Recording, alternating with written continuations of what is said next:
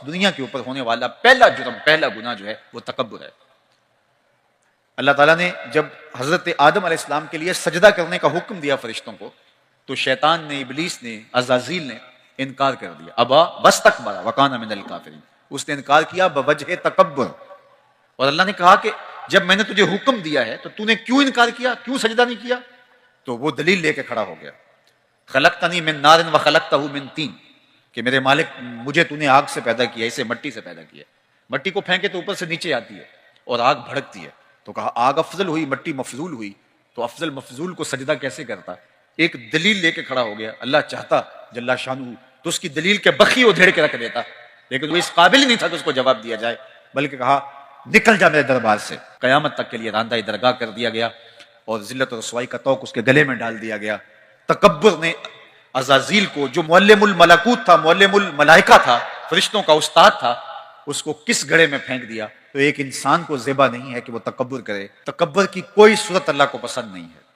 حضرت ابو بکر صدیق رضی اللہ تعالیٰ عنہ نے عرض کی، یا رسول اللہ صلی اللہ علیہ وسلم، جب آقا کریم نے فرمایا ما اسفل من الکعبین، جو ٹخنوں کی جگہ ازار سے، تہبند سے جو ہے وہ ڈھمپ جائے تو وہ جگہ جہنم کی آگ میں جلائی جائے گی، تو عرض کی حضور میرا پیٹ بزرگ ہے جس کی وجہ سے سلوار ڈھلک کے جو تہبند ہے وہ نیچے آ جاتا ہے، تو فرمایا کہ تم اس سے بری ہو، اس لیے کہ بوجہ تکبر نہیں ہے۔ تو بوجہ تکبر اگر کوئی شخص اپنی شلوار کو، اپنے ازار کو، اپنے تہبند کو نیچے لٹکائے تو وہ جہنم کی آگ کے اندر وہ اتنی جگہ جلائی جائے گی۔ اللہ اکبر۔ جو اپنی شلوار کو ٹخنوں سے نیچے لٹکائے تو وہ برستی رحمتوں سے محروم کر دیا جاتا ہے۔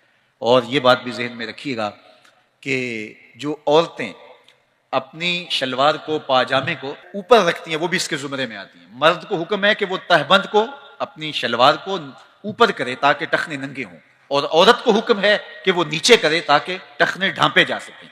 عجیب فلسفہ ہے، عورت کو جو حکم دیا ہے کہ تم نیچے کرو وہ اوپر کو کھینچ رہی ہے، اور مرد کو حکم دیا ہے کہ تم اوپر کرو تو وہ نیچے کو جو ہے وہ اس کو لٹکا رہا ہے، جس طرح یہ تہیہ کر رکھا ہے کہ اللہ کے حکم کی نافرمانی کرنی ہے۔